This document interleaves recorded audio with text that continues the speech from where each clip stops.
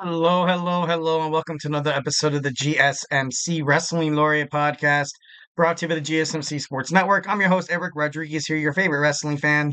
Hoping you guys had an amazing Wednesday. Hope you guys are getting through the week, pretty well. Hope you guys are looking forward to Thursday night football tomorrow, also Friday night SmackDown. Obviously, we have college football on Saturdays, and we have the NFL on Sunday. So, nice, handful of things to kind of look forward to kind of get us through the week, but we are almost there.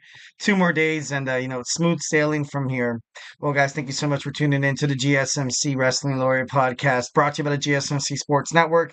We have a great show for you today on tap tonight. We're going to talk about some NXT. We're going to talk about AEW Dynamite, Title Tuesday. We're also going to talk about my way to early predictions of WWE Crown Jewel. And we're also going to talk about Candice LeRae becoming the inaugural WWE Women's Speed Champion. So kudos to her. Congratulations. In our fifth and final segment, something we do every Wednesday, I give you guys my Wednesday's weekly wrestling news roundup where, just kind of, give you guys a couple of breaking news headlines around the professional wrestling industry, kind of wrap your heads around and kind of ponder any free time or whatever. So yeah, let's go ahead and jump on into it. But before we do any of that, I want to remind you guys, if you have a hot take or a burning question you are dying to get off your chest here at the GSMC Sports Network, we are all ears 1,010%. We are all about making sure that your voice is part of the mix. So don't be shy. Drop your thoughts inside that chat. And if you really want to make sure your comment, question, or concern gets noticed on the show and addressed, why not use that super chat? It's a $sign below that chat box. Whatever you put in there, it's going to be guaranteed to be featured on the show so we can have a nice little back and forth conversation about it. Obviously, love a lot of audience engagement. Yeah, and also, guys, it's a great way to support our channel, keep the lights on in terms of all these GSMC sports podcasts.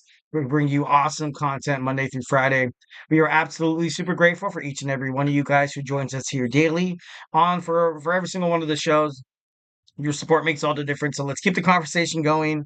Send in those super chats, those super stickers, because you guys are super awesome. And together we will make sure this show is bigger, better, and stronger than ever. Once again, if you're not down with the super chat, we are still at the GSMCpodcast.net. Hit up the tips and donations link. Tell me what you like. Tell me what you don't like. Just remember to Superman punch that like a subscribe button to the show. Follow the show, follow the network here at the GSMC Sports Network. We do love a lot of peace, love, and positivity, but criticism is all part of the game of sports. So obviously, feedback is a gift. Whatever you guys have to say, drop it inside that chat, and we'll have a nice little conversation about it. So let's go ahead and jump on into our first segment. It was a good episode, a great episode of WWE NXT. It was the second one on the CW. They were live in St. Louis, Missouri. It was pretty cool. You saw Trick Williams come out. He was super. Obviously, that's what the champion should look like. Not really any, opposition of why they would put the belt back on Trick. I think Ethan Page kind of, he did what he had to do. Like, you know what I mean? He kind of helped bridge NXT into that new era on the CW, and I think it's heading toward a great direction. Trick Williams is so over right now with the fans. The fans absolutely love him, 1,010%. Also something just, just a little observation, just looking at the venue. I liked it. It looked a little bit about, kind of like classic Monday Night Raw at the Barclays Center kind of feel to it, which was pretty cool. Wes Lee came out, obviously, stating to Trick Williams that he wants a shot at the NXT Championship. But then out of nowhere, and when I say out of nowhere, it was out of nowhere. Main event, Jade Uso came. Obviously, the WWE Intercontinental Champion didn't really have much to say. Just came out and started yeeting. Along with Trick Williams. Not like I said, not really any purpose or anything like that. But obviously, yeah, it served this purpose to kind of gain more attention to NXT, which is looking to stand on their own, debuting on shows and stuff like that. And it was kind of crazy because, it was surprising and it was pretty awesome. I got to be honest. Not really surprised because, you had St. Louis. Monday Night Raw was in St. Louis. So it's kind of like, all right, we kind of knew that was, right around the corner. Wes Lee magically disappeared, which was kind of weird, and then Jey Uso and Trick Williams stayed in the ring while Bianca Belair and Jade Cargill came out and Kelani Jordan.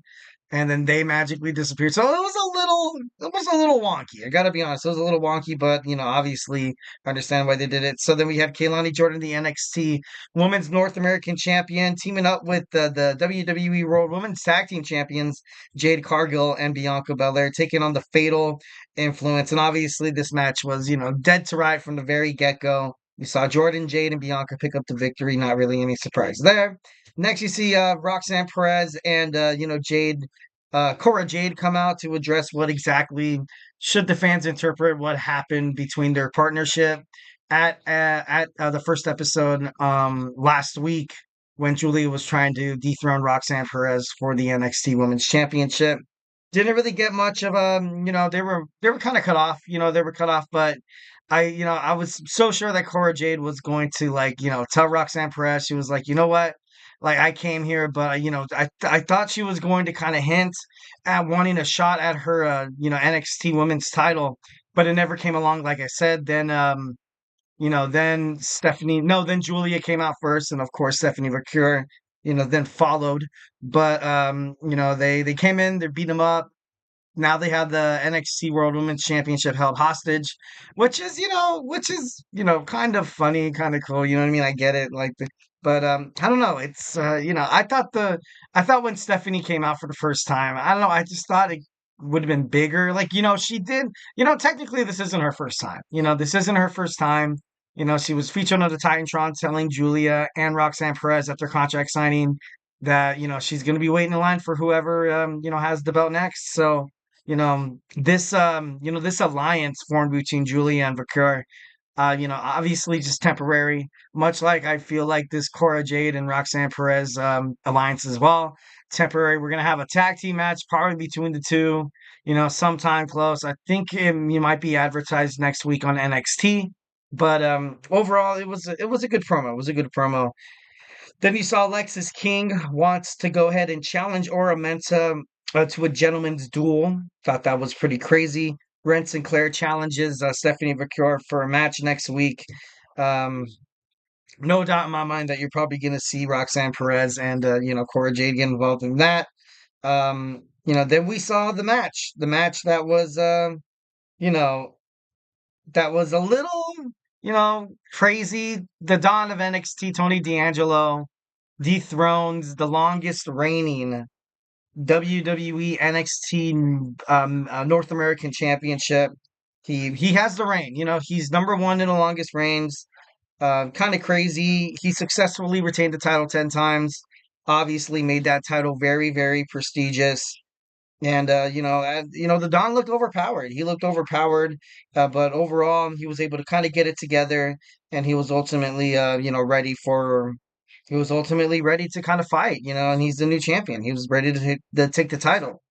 But a lot of mixed feelings about this match. I really thought Oba wasn't going to lose that belt until I think maybe much later. But now, he's probably going to take a little hiatus.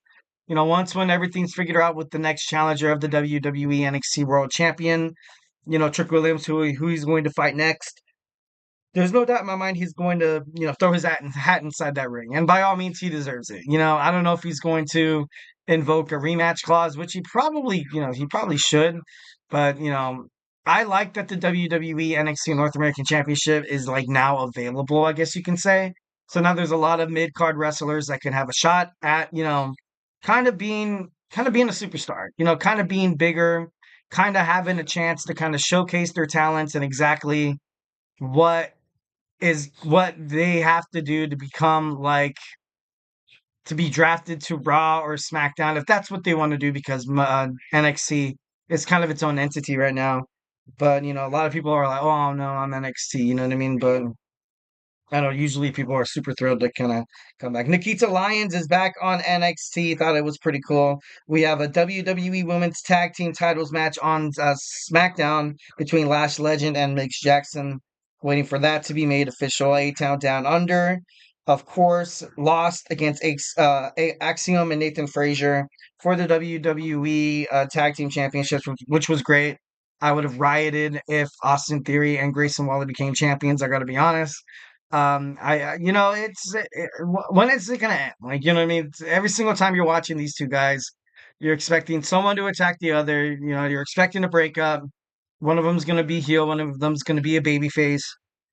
And it's just questions like when is it gonna happen? Like at this point, I'm kind of itching for it. You know what I mean?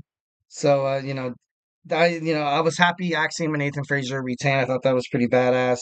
Then he saw Riley Osborne attack Ridge Holland. Obviously, the Chase U is not done with Ridge Holland just yet. Sexy Red came out with the performance. She was interrupted by Ethan Page, who wants a rematch with his rematch clause. I was kind of happy that he interrupted, Sexy Red.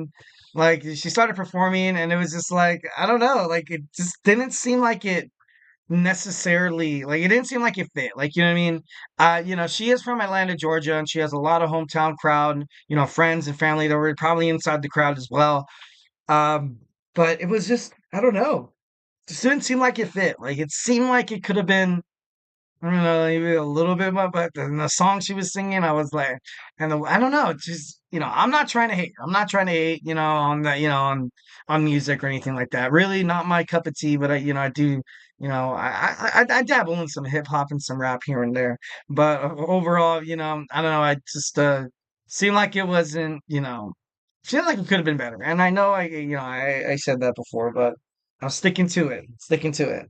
All right, and then we have the main event. We have Javon Evans taking on Randy Orton. Not much to say about this match. It was Javon Evans was impressive for being young, but once again, good match. But Javon Evans is still a baby. He's still a baby in terms of in the wrestling industry and the botch. He botched an RKO. After the match, he told Randy Orton that he's like, "Hey man, I'm so sorry. I'm so sorry." Randy Orton was like, "You know what, man? It's okay. Don't worry. You're the man."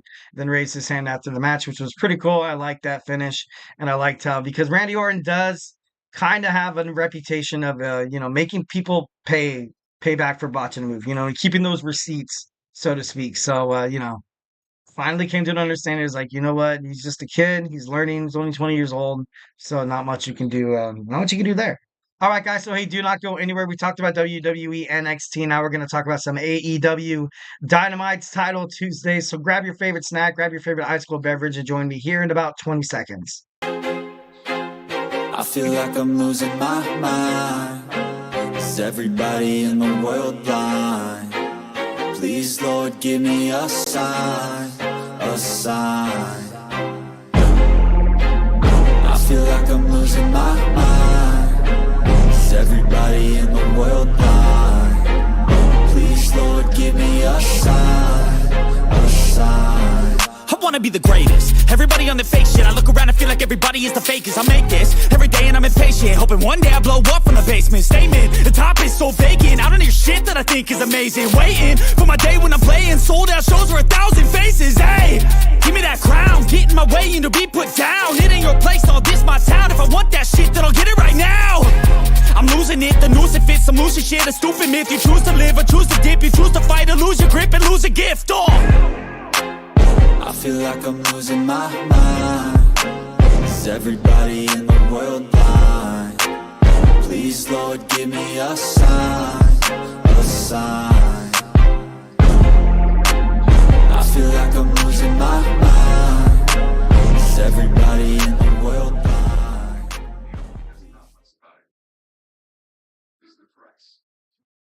All right, and we are back with the GSMC Wrestling Laureate podcast brought to you by the GSMC Sports Network.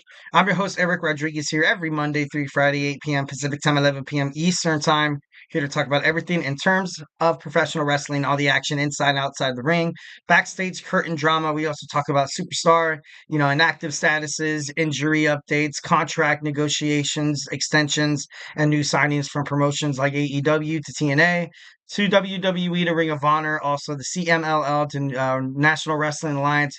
If it makes major news in the world of professional wrestling, we talk about it here on this show. So let's go and talk about some AEW Dynamite Title Tuesday. It was a pretty good show. I watched it as well. But before we do any of that, I want to remind you guys, if you have a burning question or a hot take in terms of professional wrestling or just something you've been dying to get off your chest, here at the GSMC Sports Network, we are all ears. 1,010%. This podcast is all about keeping the conversation lively, making sure that you guys know that your voice is part of the mix. So don't be shy. Drop your thoughts inside that chat. And if you really, really, really want to make sure your comment, question, or concern gets noticed on air, just use that super chats, the dollar sign below the chat box for whatever you hit, whatever you put in there. It's going guaranteed to be featured on the show. Have a nice little, back and forth conversation. Plus, it's a great way to support our channel here at the GSMC Sports Network. Your super chats obviously helps us keep the lights on all these amazing sports podcasts, so we can bring you guys awesome content that you love 7 days, Monday through Friday.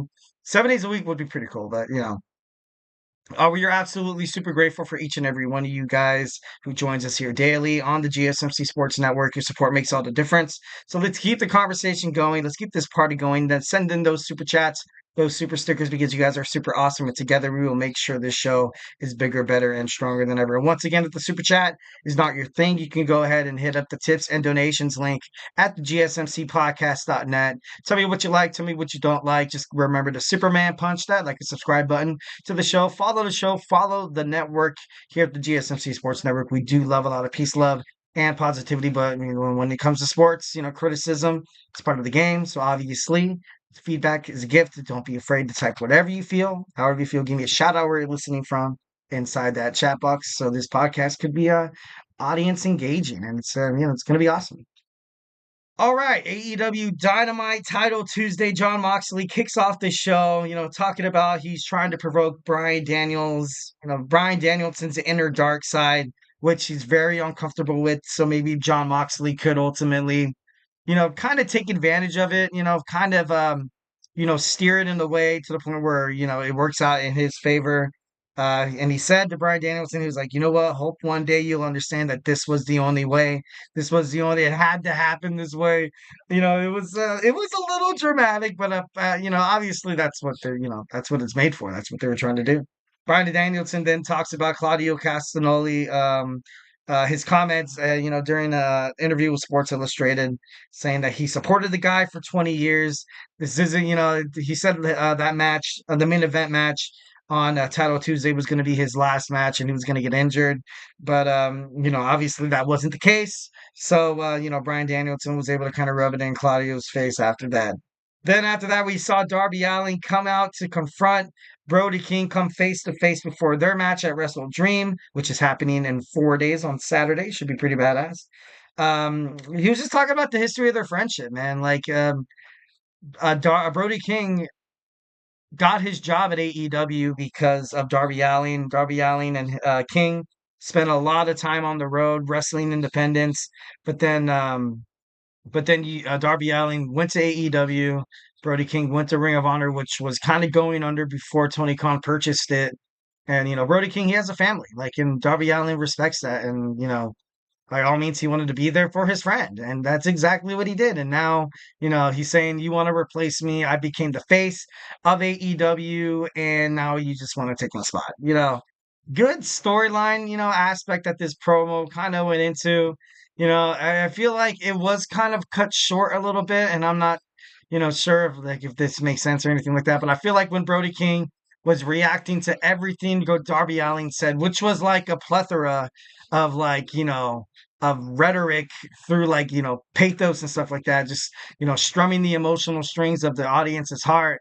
And then Brody King, he talks for a little bit, and then out of nowhere, I felt like it was kind of out of nowhere, Darby Allin comes out and he's like, you know what, let's finish this right here, right now. What are you waiting for? End me now, end me now. And I was like, whoa, that escalated so quickly.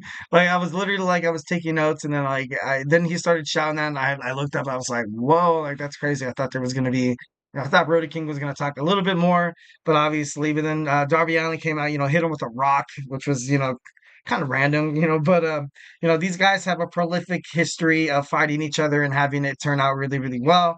So there's no doubt in my mind that this match is it's going to be great. It's going to be really, really great. All right, so then, like I said, bust set out into a fight. In the back, you see a promo with Jake the Snake Roberts confirming the trade with Don Callis. So now one of the members of the Don Callis family is going to be Lance Archer, which is a big deal. Lance Archer is definitely someone on Ring of Honor that I had my eye on for quite some time. I know that he's going to be a star. He's ruthless. He's dominant. He's he has a good ring presence. One of those things where he's able to ultimately, every single match isn't necessarily a like a smash match or something like that, or a squash match. It's he's able to make his opponents look good as well. Like, you know what I mean? They're losing, but they're looking good doing it. So Lance Archer is definitely up there in terms of, probably taking that next step in AEW. Then we saw a match between Hologram, who's 13-0, taking on Commander. It was a great match, but ultimately, something that Jeff Jarrett kept saying in the match was true, 1,010%. Commander did have a lot of had a lot of opportunities to put it away, but obviously couldn't capitalize on some situations.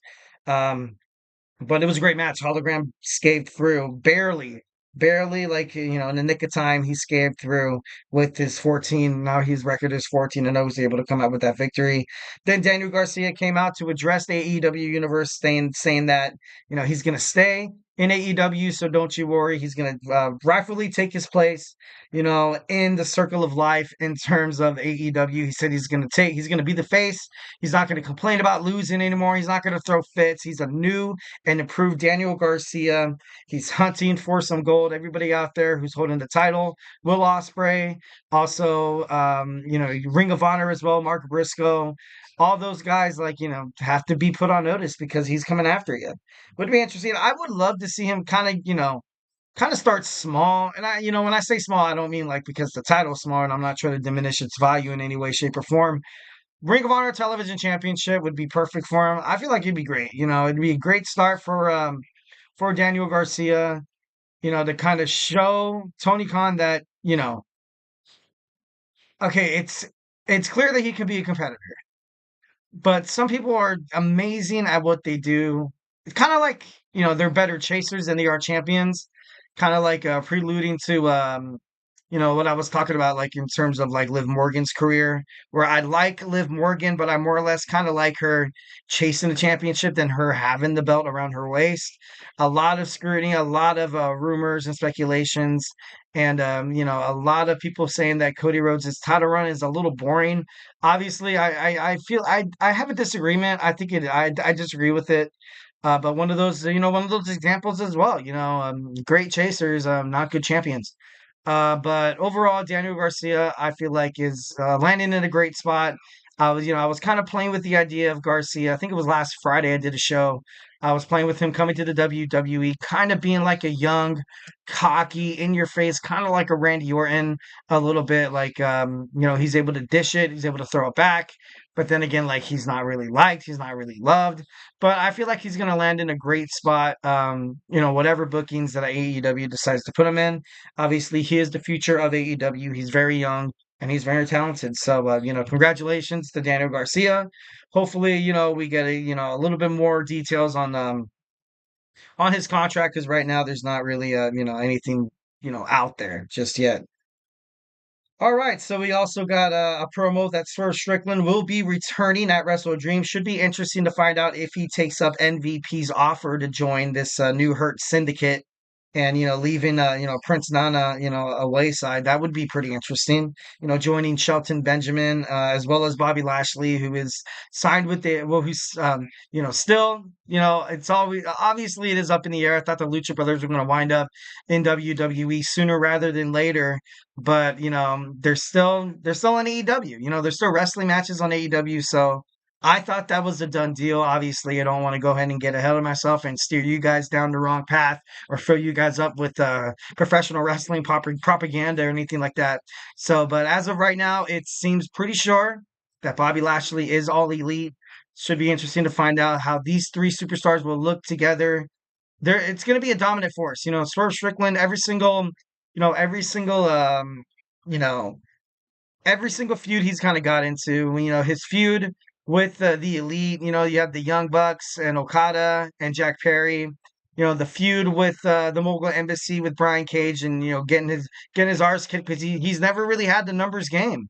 He's been kind of a lone wolf kind of thing once when he left the Mogul Embassy, and also Patriarchy as well. Beat him down. So this is going to be a great thing for Swerve Strickland, especially for the future and stuff like that. I feel like it's going to be cool. All right, we got a number one contenders match for the AEW World Women's Championship. We have Willow Nightingale taking on Saraya, taking on Nyla Rose and Jamie Hayter. Obviously, this match was forthcoming because Dr. Britt Baker, DMD, was not feeling well. Had travel issues, was unable to come, so we didn't get to see that one-on-one match, which would have been pretty badass. I kind of thought Britt Baker was going to pick up the W. But having an experienced wrestling veteran like Willow Nightingale take her spot to challenge Mariah May just makes it better. They're gonna have a great match. They're gonna have great promos. Willow backstage on the mic is one of my favorite wrestlers in all the wrestling, like WWE, NXT, and the women's divisions. Just what she can do on the mic and cut a promo. She's amazing at it. So they're gonna make it great. They're gonna make it great. All right. Obviously, you had Mariah May join in on commentary. She came out, she whipped Willow Nightingale, but Willow Nightingale, she got her revenge later on in a promo when she was when Mariah May was being interviewed by Renee Paquette. So I thought that was pretty funny. I thought that was pretty cool. The Learning Tree gives Rocky Romero a warning about his buddies, Orange Cassidy, Kyle O'Reilly, obviously, and Mark Briscoe. And Chris Jericho crossed the line, man. Crossed the line last week, dude. Like talking about, Mark's deceased brother, Jay, and how he was a way better wrestler than Mark was. And obviously, it's not one of those things where it's like, hey, man, I'm proud of you, dude. Your brother would be proud of you. It was more like kind of spitting on the grave kind of thing. So, I hope Mark Briscoe kicks Chris Jericho's ass. I thought, 1,010%. I can't wait to see the match. I love Mark Briscoe. Jay White, in a squash match, defeated some guy named Cody Chun. He came out after winning. He called out Hangman Adam Page. We had Taz attacked by mystery wrestler, by mystery guy last week on Dynamite, and he's gonna have to have knee replacement surgery.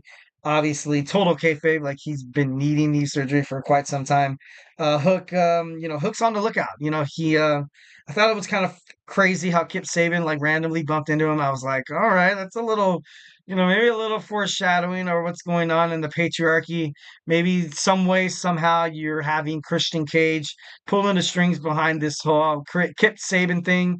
Maybe perhaps it's just a hoax to to take out wrestlers and stuff like that. Obviously, this is a huge conspiracy theory, but Hook's gonna need another challenger. Like he's gonna need direction to kind of fall into. Ever since you saw that FTW World Championship be retired. So I don't know. It's gonna be interesting to find out his next move as well. All right, next we have Will Ospreay. No, we have Mercedes Moné. Not really much of a surprise with the crossface or the bank statement, whatever you like to call it. She defeated Emi Sakura in a match, retaining her two belts. I'm once again Mercedes Moné. She wins again, and she has an undefeated streak on at not Ring of Honor at AEW. So next we have Will Ospreay addresses AEW, talking about the chaos of the Don Callis family after the Konosuke Takeshita attacked him after with his match with Ricochet, and he asked Don Callis, and Don Callis confirmed that he in fact sent him. He gave Kyle Fletcher the screwdriver to hit it on his buddy, former member of the Don Callis family, Will Ospreay, who pushed Don Callis, which was funny as hell. But Kyle Fletcher, he wasn't able to do it. He wasn't able to do it with his bruv, Will Ospreay. So then he walked out, obviously conflicted, stuck in the middle. Ricochet came out for the rescue, and then we had the main event match. Bryan Danielson and Wheeler Yuta defeats Castagnoli and Pac. After the match, you saw just a whole, just an absolute just brigade, and it was crazy because Bryan Danielson, he kind of left Yuta to fend for himself, man. Like at the same time, go chase down the guy you're trying to fight at Wrestle Dream on Saturday, but dude, kind of left Yuta all out here, on a 3-on-1 assault. It's kind of crazy. But then he came back and he helped and everything. All is good. All is good. It's all gravy, baby. But I don't know. I was a little, I was kind of a little that's great. I don't know. I just thought that was kind of messed up. All right, so guys, do not go anywhere. We talked about our AEW Dynamite's Title Tuesday. Give you guys my hot takes, my reviews about that. But don't go anywhere. We're going to talk about WWE. Where I'm going to talk about my way too early WWE Crown Jewel predictions. So hey, do not go anywhere. Looking for your daily fix of sports talk without having to pay for it? GSMC Sports Network is available on YouTube. Just search GSMC Sports Network. Get your fix of daily sports talk shows on YouTube, absolutely free. NFL, college football, NBA, MLB, MMA, UFC, fantasy football, and so much more. GSMC Sports Network has shows running all day long, with new sports shows starting every 2 hours. Just like on your favorite cable sports channel, except GSMC Sports Network is absolutely free. Just search GSMC Sports Network on YouTube to catch one of your new favorite shows, like the GSMC College Football Podcast, Chip Shot Football Podcast, Hoops and Heels Women's Sports Podcast, GSMC Basketball Podcast, and so many more. Check it out for yourself. GSMC Sports Network, now available on YouTube absolutely free. Search GSMC Sports Network on YouTube right now.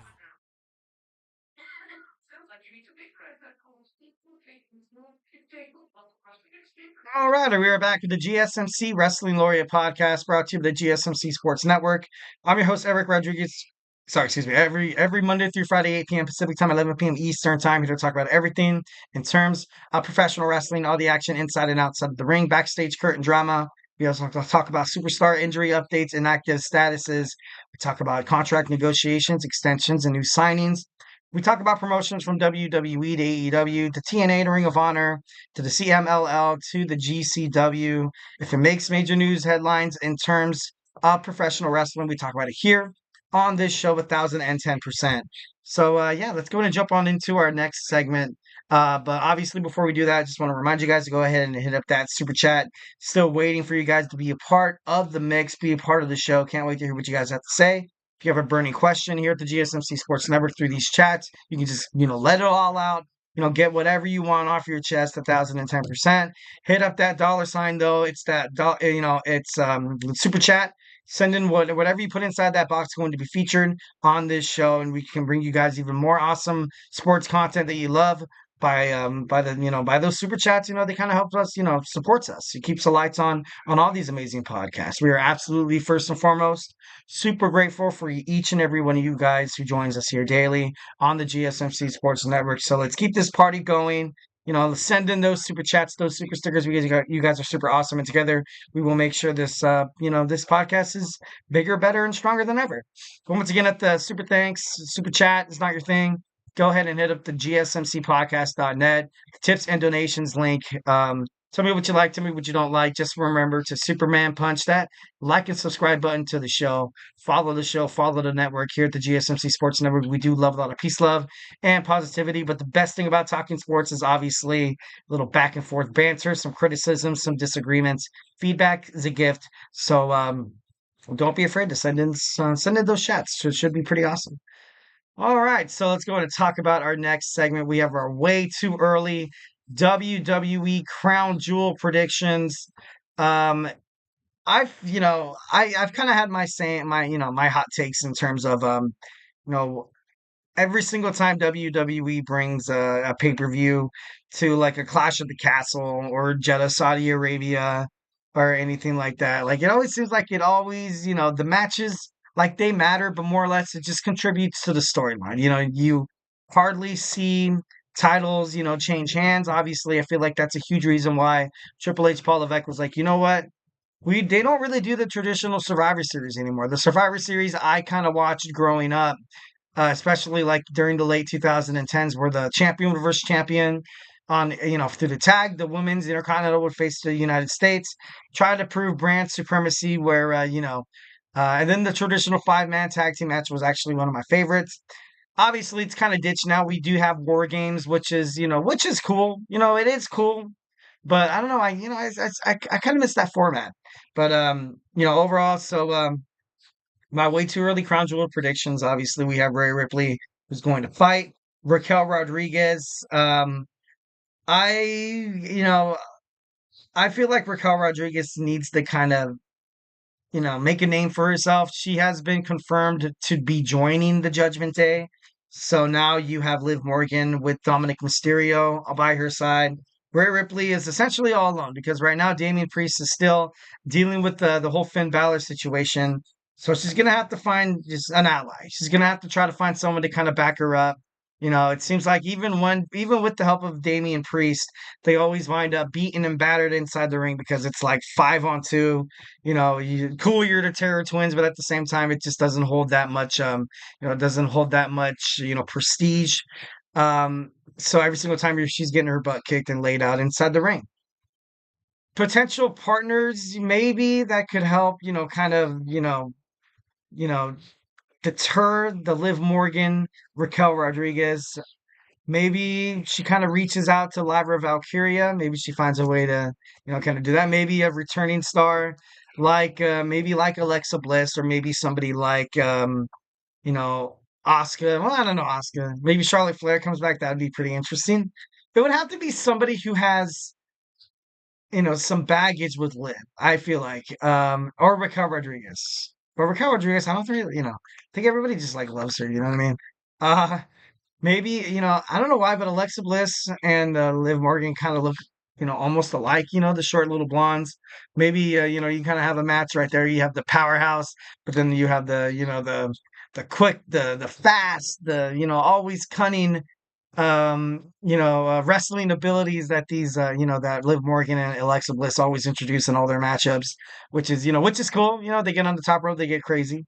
But I think Alexa Bliss would lay her out though. I think she's a lot better than Liv, and I know, like, I'm not a Liv Morgan hater.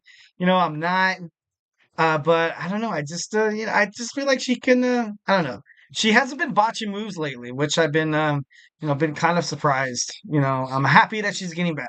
Happy that she's getting better. She's obviously learning a lot, and I'm pulling for her. By all means, like I said, like although some criticisms kind of come through the show, at the end of the day, respect all these amazing athletes from the men's and the women's division. Obviously, if I was anywhere near them, they'd probably kick my ass. Like, you know what I mean? Like, so, next we have Jey Uso, perhaps defending the WWE Intercontinental Championship against Braun Breaker. Maybe Kofi Kingston joins in a triple threat match. It could be possible.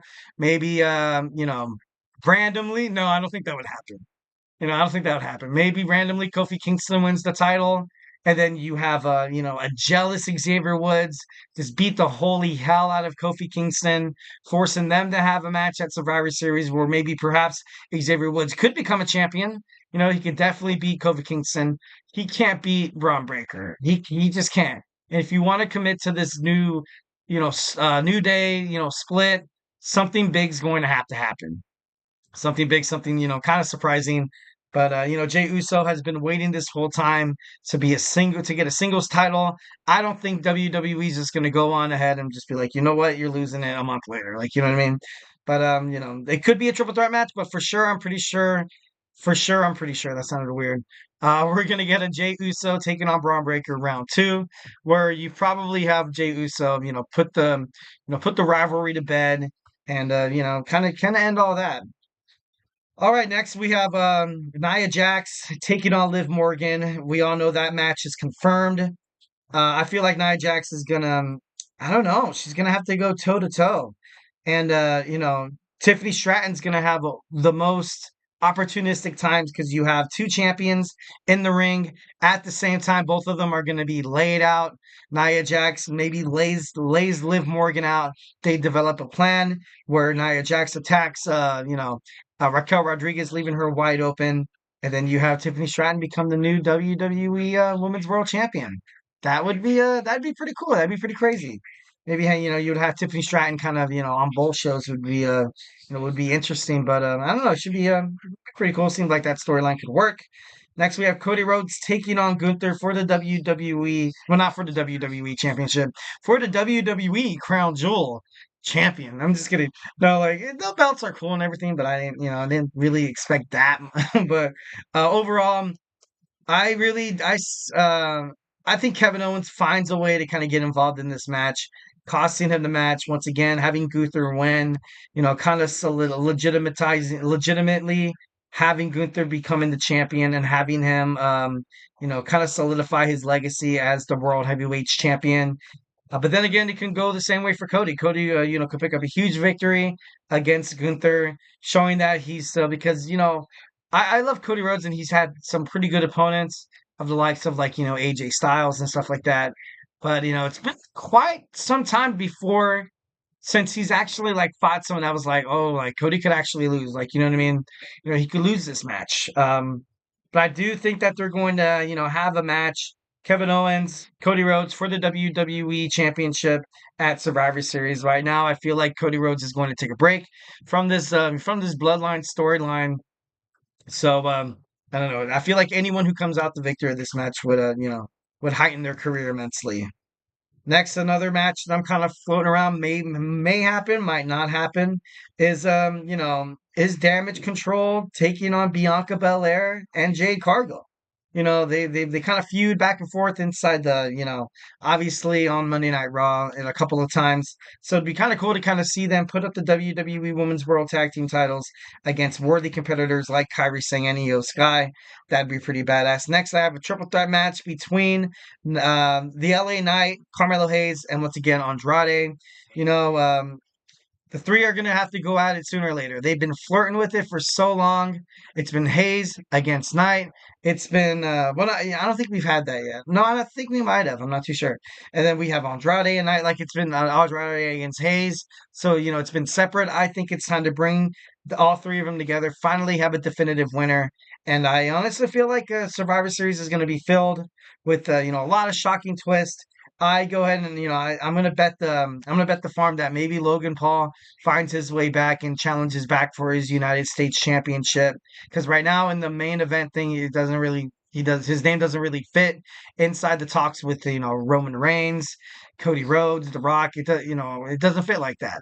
Right now they're kind of grooming everything up for WrestleMania 41. They're grooming everything up to happen at WrestleMania 41. Logan Paul is going to come back, and I feel like him challenging Cody Rhodes, although they would have a great match, overall, you're going to have him lose, which won't hurt his career or people's, opinions or perspectives on Logan Paul as an in-ring competitor, because I feel like, the way he's trained with AJ Styles, he's great. I like at first I kind of wasn't really into the Logan Paul thing. Him and his brother, obviously YouTube stars and stuff like that, YouTubers. But they did it. They trained hard. They made it happen. Great example of a little can-do attitude and some elbow grease. You can wind up maybe fighting Mike Tyson. I don't know what's going on with that match. I don't even know what's going on with that. Uh, and lastly, we have Roman Reigns perhaps teaming up with Jimmy Uso to take on the Bloodline. I'm not really huge on this match right here because we recently had the Roman Reigns in a title match. I want to see a Bloodline. I want to see a Tribal Chief combat. I want to see Roman Reigns against Solo Sikoa. Obviously tribal rules. That's when The Rock will probably make his move to put the Ulafala on top of Solo Sikoa, being like, all right, he was just kind of keeping it warm for me. I'm the true final boss. I am the true tribal chief. But we also have Hikuleo ready, waiting in the wings to be on SmackDown. Also, there's Lance Noe still in the mix. I'm not too sure what's happening with Journey right now. Zila Fatu as well.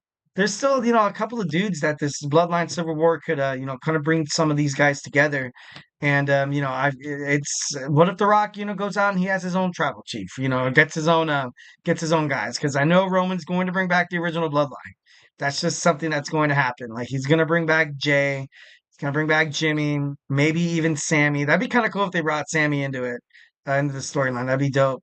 But, you're going to have this Bloodline Civil War thing happening for, probably up until WrestleMania 41, which forces The Rock to take on Roman Reigns for the true tribal chief kind of thing. But then again, like a lot of sources like Paul Heyman, just say that this whole Bloodline Civil War thing, or this whole Bloodline storyline that we thought was going to be over after Cody Rhodes finished his story at WrestleMania 40 has just begun. Like we're still in the third inning.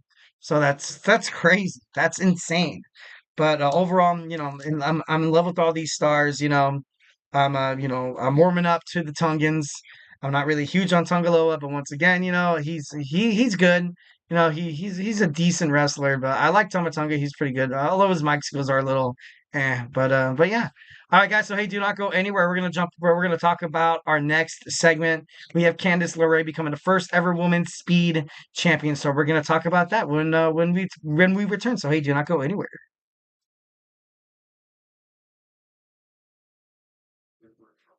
For the best and latest podcasts available anywhere, go to the podcast app on your cell phone and type in GSMC to access free content-rich podcasts on health and wellness, book reviews, sports, entertainment, relationships, social media, movies, technology, finance, and even weird news. Subscribe and download the GSMC Podcast Network's family of shows, available everywhere podcasts are found.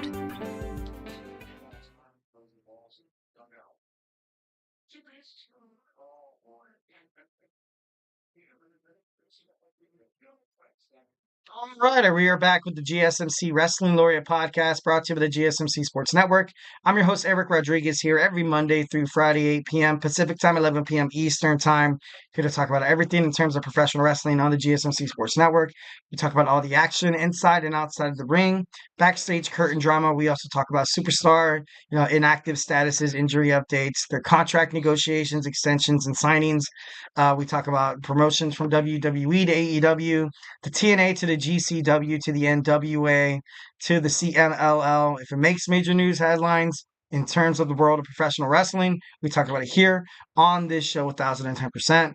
So just kind of reflect on what we talked about real quick. We had my WWE NXT review, my AEW Title Tuesday review as well. We talked about my way too early WWE Crown Jewel predictions, so make sure you check out those videos on YouTube. And now we're going to talk about some Candice LeRae. Candice LeRae becoming the first ever women's speed champion. Congratulations to Candice. Her success in NXT, she came into WWE, super hot, ready to kind of go, much like her husband, Johnny Gargano. But, the bookings was a little, a little stale, in my opinion. I feel like they still are stale with Johnny Gargano. Having him, DIY lose the tag team championships right off the bat was kind of lame. But, Candice LeRae, you gotta respect that. You know what I mean? And history has been made, so that's pretty cool. Knocking off Io Sky. Io Sky is, one of the top tier wrestlers on Monday Night Raw, and Candice LeRae was able to kind of shock the world, kind of be that underdog, kind of a childhood dream of making it to the main stage on the main roster, winning a singles championship in WWE for the first time outside of NXT.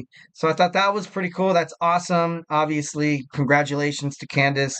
A lot of people, there's obviously a lot of scrutiny online. It's just an internet champion, you know what I mean? Like, it's only 3 minutes. Like, there's a lot of hate. Like, obviously there's a lot of hate, you know, uh, but you got to give credit when it's due. And the way Candice LeRae has been inside the ring, kind of that cold-hearted killer, the way she was with Indy Hartwell. I think she's gonna have a new kind of direction in her character. Um, and like I said, beating somebody with the prestige of Io Sky is going to do wonders for her career. I personally like it. I feel like it's going to be great. And 1,000 I got a chat from my man Kevin Kervin Abreu. People want women mid card title. Um, Speed champion makes sense. I was ultimately kind of thinking about that. Is WWE on Speed, the title is fought between three wrestling brands, Raw, SmackDown, and NXT. So is this WWE's version of a mid-card belt for the women's? As of right now, I feel like it is. Is it cool and innovative and stuff like that? Like, yeah. Could it be better? Yeah, it could be a lot better. I think it could, giving these amazing women 3 minutes to wrestle, they're fast, they're great, it's cool, it's a good watch. Obviously it aired today, although it was taped in Nashville, Tennessee. Um, I feel like the talent on the rosters in terms of the women's in all of WWE is amazing. Is amazing. And Candice LeRae was able to beat out top names like, Piper Niven, Naomi, Kairi Sane, Lyra Valkyria, and Io Sky. Definitely would love to kind of see that. But there's still talent that continues to kind of be swept under the rug and, kind of stays under the radar. You know, for example, we have, Nia Jax, which was, her title run the first time was, kind of a joke and ended abruptly. And then like she's been, she was released, not released to released from WWE, then came back. And when she came back, it's still her bookings and her not becoming a champion that a lot of WWE Universe, a lot of wrestling fans thought that she was capable of doing. And she's been on SmackDown, absolutely killing it, absolutely having a dominating reign, as that's what Bailey said. But Nia Jax, she's gonna have the championship for a long time. And I feel like it's kind of owed that she does have the championship. She has a long championship reign. She's been having a dominant run. Singles wrestlers are forced to go chase tag team to gold. Like Bianca Belair and Jade Cargill when they first got together. I didn't like it. I thought these girls were, they're better fighting singles bouts. But them as a tag team, I'm starting to warm up to them a little bit. I think it's overall great, but they're very dominant, not really, much of a surprise factor, like, where you have the Pure Fusion Collective, or you have the Unholy Union, Chelsea Green and Piper Niven and stuff like that, always kind of leaving the door open for potential like wins. And it seems like since Bianca Belair and Jade Cargill has had the WWE Women's World Tag Team Championships, it's kind of it's not boring. I can't really say that word because I feel like their matches are great. They do put on great matches, but I feel like just overall, it's forcing a lot of single superstars because you don't have a mid card belt in the women's division. I don't know, it'd be kind of crazy. Got another chat from Curvin. Abreu, do you think WWE needs more titles? No, or would give them interesting storylines? I think it would. I feel like a lot of people say, oh, they could be, too much belts, too many belts. I think it was Arn Anderson. I think it was Arn Anderson who said that, WWE has too many belts. They have too many belts. You know, I don't think so. You see what's happening on AEW right now. And then also on NXT, there's a Women's North American Championship. There's a mid card. I think the Speed Championship, let's just, my hardcore take on it is I'm not really a huge fan of it. You know, 3-minute matches, people, high flying, it's made for fast superstars, but then you've seen people like Bronson Reed fight, for the Speed Championship.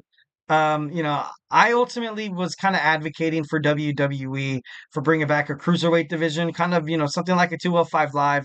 Because once when 205 Live went under, you saw a lot of amazing talents like Mustafa Ali kind of fall under, Cedric Alexander, TJ Perkins, who's that guy? The gentleman, Jack Gallagher as well. You've seen a lot of, amazing superstars that were great.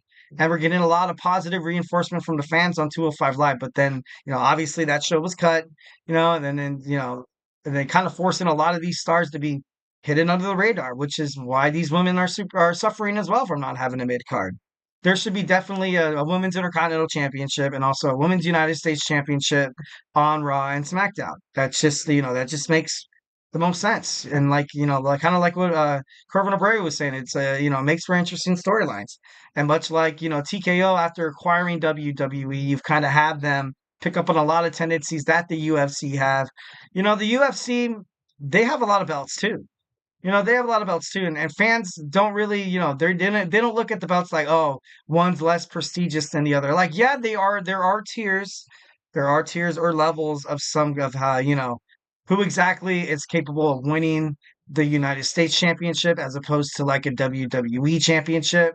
But there still are some kind of blurred lines. Like, I feel like the LA Knight could do it. He can go on a nice WWE title run. I feel like Logan Paul could have done it as well. And the Intercontinental Championship, obviously, Gunther, he did it. He became the World Heavyweight Champion. Sami Zayn came so close last night, or last Monday night on Monday Night Raw. He came so damn close of becoming a World Heavyweight Champion. And I don't know, it just seems kind of crazy. There's also a lot of potential women's single stars and a lot of returning stars as well that could definitely make the title prestigious. Right off the bat, they win the Women's Intercontinental Championship or the Women's United States Championship.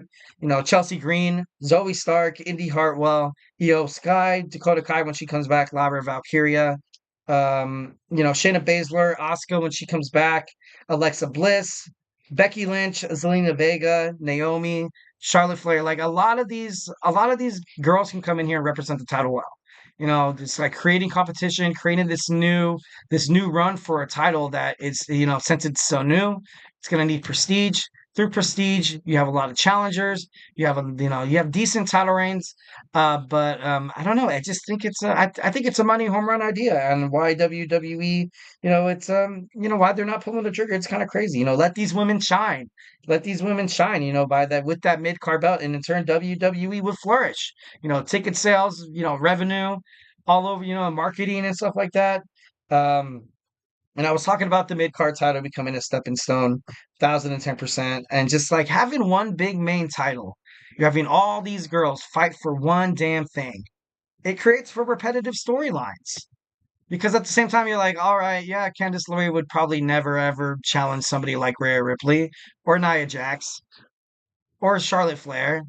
You know what I mean? Or even Tiffany Stratton for that kind of, you know what I mean? Like it's just, and I don't know. I just think it makes sense.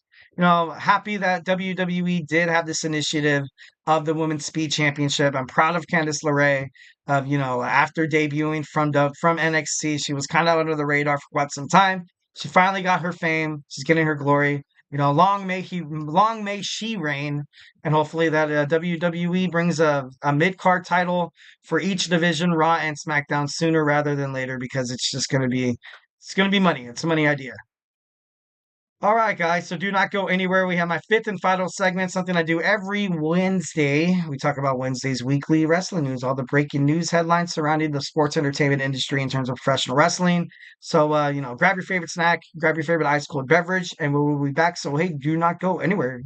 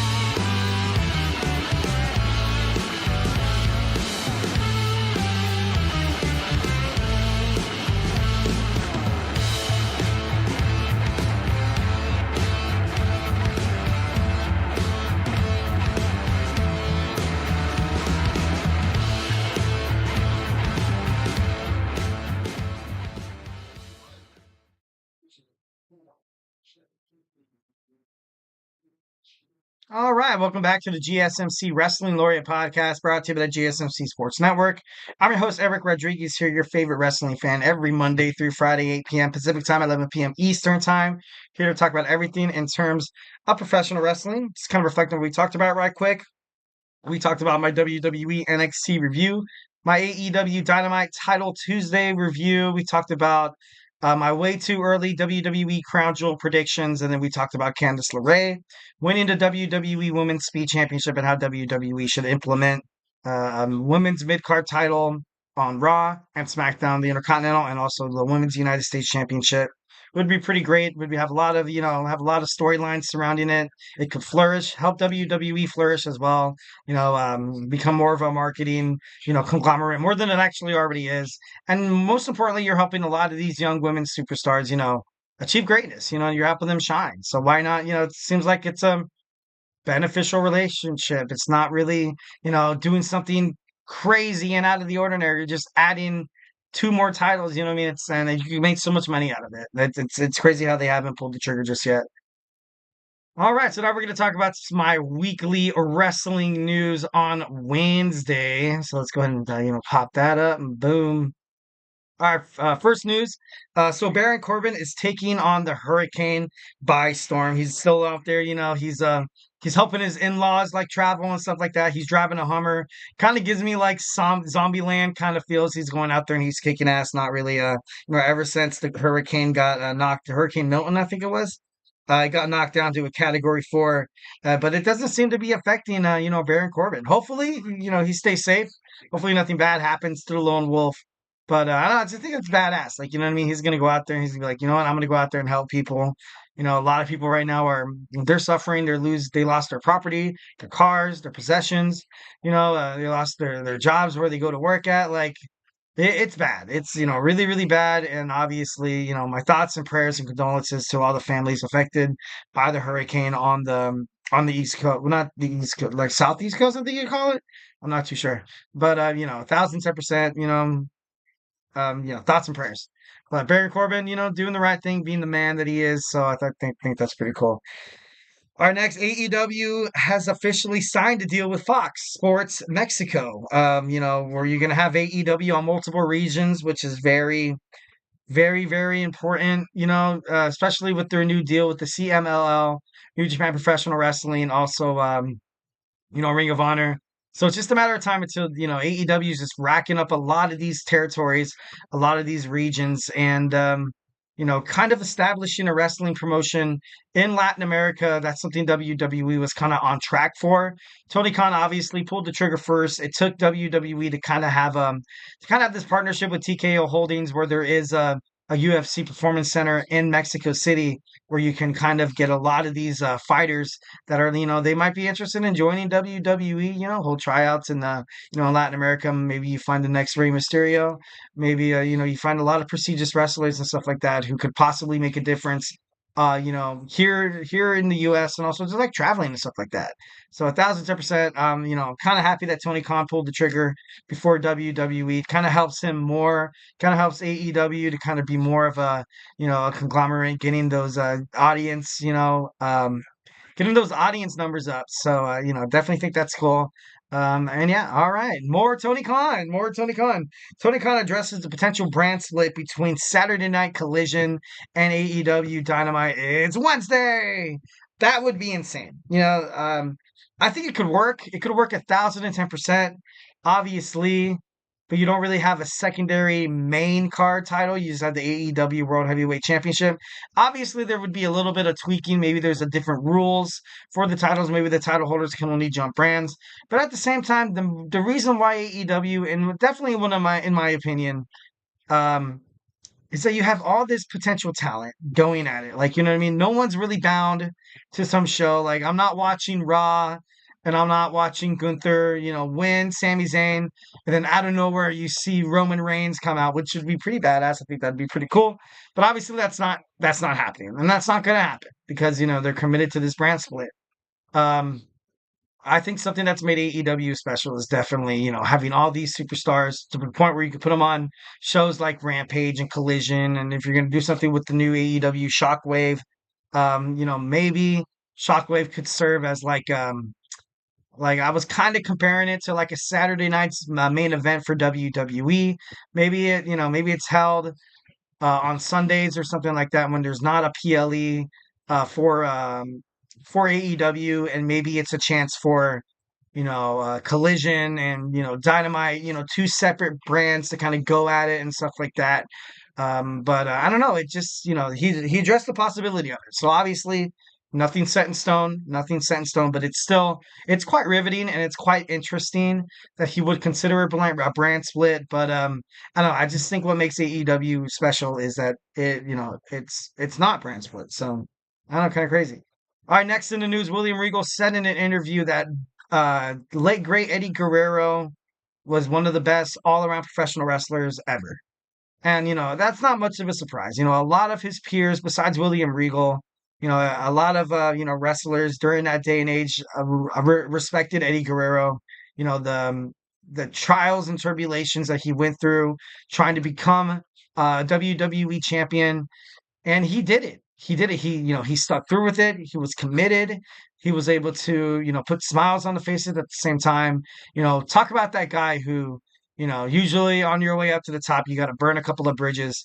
But Eddie Guerrero, like, he didn't burn bridges. He just made relationships, and everybody was so happy that, you know, nobody really disliked it. And he was great for that. He was great for that. He was just, he was so representative for the company. He loved it. He loved the WWE. Absolutely loved the WWE. And obviously sad. Tragic. He passed too early. No doubt in my mind that he would. Maybe would he still be wrestling right now? That'd be pretty bad. You know what? I think he would be. I think Eddie would be still wrestling right now if he didn't tragically pass away. But William Regal, obviously, not really a hot take. Not really any news, anything like that. Just Eddie Guerrero was one of the best wrestlers in the world, and I can imagine once when he passed, kind of sent a shockwave through WWE creative, being like, "Look, we kind of had our next guy. Like, we had that next guy to kind of take us into this new era of wrestling. Maybe if he would have still been alive, we wouldn't have seen John Cena become more prestigious than he actually was. Maybe he would have got more, opportunities than other wrestlers, and so like Batista or anything like that. But I don't know. It's still sad. I still think about it to this day, and still Eddie Guerrero. It saddens my heart to that he's passed. But you know, all right, NXT. NXT is set to take place in North Carolina. I think it is. I think it's North Carolina. I'm not too sure. Don't quote me on that. Um, but their tapings might be canceled, so we might get an NXT. It'd be kind of cool if they run it back in St. Louis. Would be pretty badass. But like, it'd be like such short notice, and with everything that all the demise that the hurricane has been causing so far, has just been it's been terrible. It's been absolutely terrible. Obviously, thoughts and prayers go to the fans. Sending my condolences affected by the hurricane. But NXT could possibly not. I don't think they would cancel it. I don't think they would necessarily cancel it. Maybe like if you had no other choice because you can't really, because of the flights and everything, you can't really make it back to the Performance Center. You can't really do. Maybe their friends in Las Vegas, the UFC, could possibly let them use the UFC Performance Center once again. You had what was it? Battleground there as well. So I don't know. That would be a pretty interesting, topic for that. All right, next in the news, we had some guy, kicked out of the, an NXT hotel for, harassing the ladies, taking pictures of their feet and stuff like that, which is just, why would you do something like that? Obviously, the moral of the story is, guys on the show, don't do anything stupid like that ever, please. Or, wrestling fans, wrestling's awesome. Wrestling's awesome. I go to the show to watch the wrestling, not really so much interested in feet. I'm just kidding, moving on from this subject. But I know it's just thought, obviously thought I'd bring it up in this news because the moment I read it, I was like, dude, are you serious? There's still still weird people like that in this world. Come on, guys, got to come together as society, and we got to be, we got to be better for ourselves. You know what I mean? All right. So next we have Rob Van Dam, RVD, signs a Legends contract, which is pretty cool. There was a lot of speculation, a lot of rumors being thrown around saying that he was going to fight John Cena during his retirement tour, and now it's a possibility. So that's more great things for RVD. He was a great wrestler. I feel like he kind of retired, a little young too, but I think he still wrestles. I think or maybe like it was a couple of years ago, maybe 3 or 4 years ago, he was still wrestling. But Rob Van Dam, obviously, the kind of the best, the 5-star frog splash, the Rolling Thunder, ECW legend, WWE great. Rob Van Dam has signed a Legends contract, which is super, super cool. All right, announced that Braun Strowman will be taking some time off due to a pulled groin that he had in his match with Big Bad Bronson Reed. I kind of noticed that he was kind of walking a little slow. The match was slowed down heavily. Maybe that's the reason why this happened. It was surprising. It was a surprising match. Obviously, the last monster standing match. But I don't know. Hope Braun Strowman has a speedy recovery. Next, Chris Statlander. Chris Statlander is on the books in AEW, becoming a babyface again.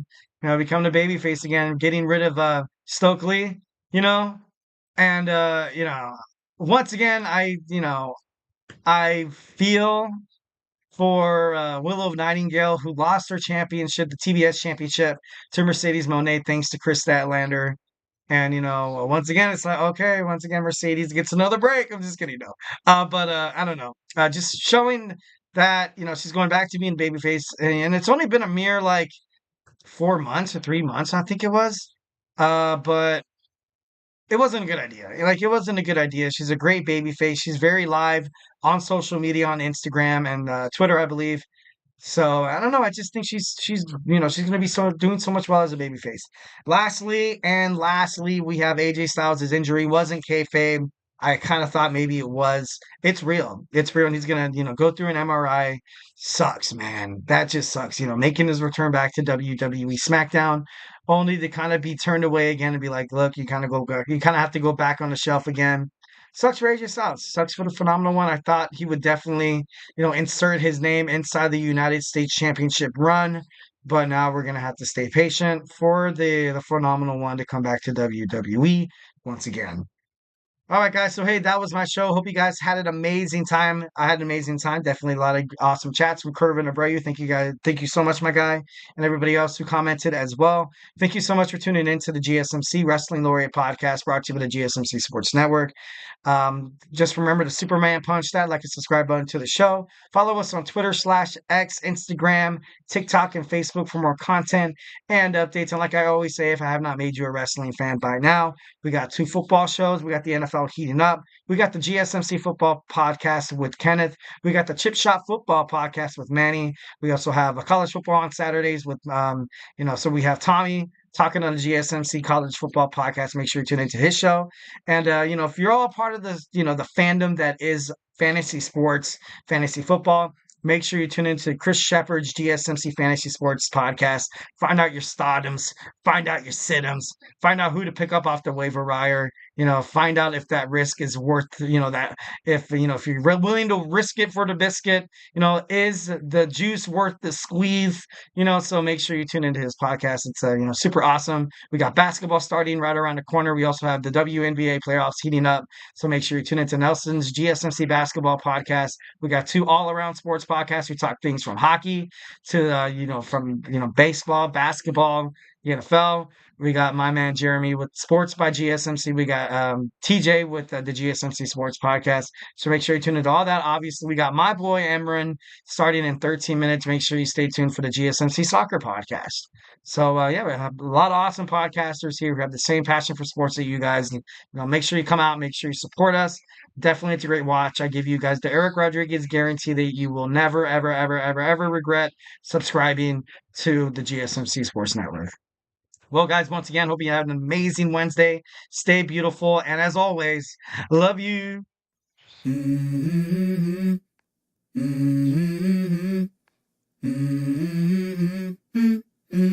Let's go. I wake up to a little bit of drool on my pillow, feel like it's gonna be a bad day. Yeah, I'm tired of shit, and the coffee ain't hit.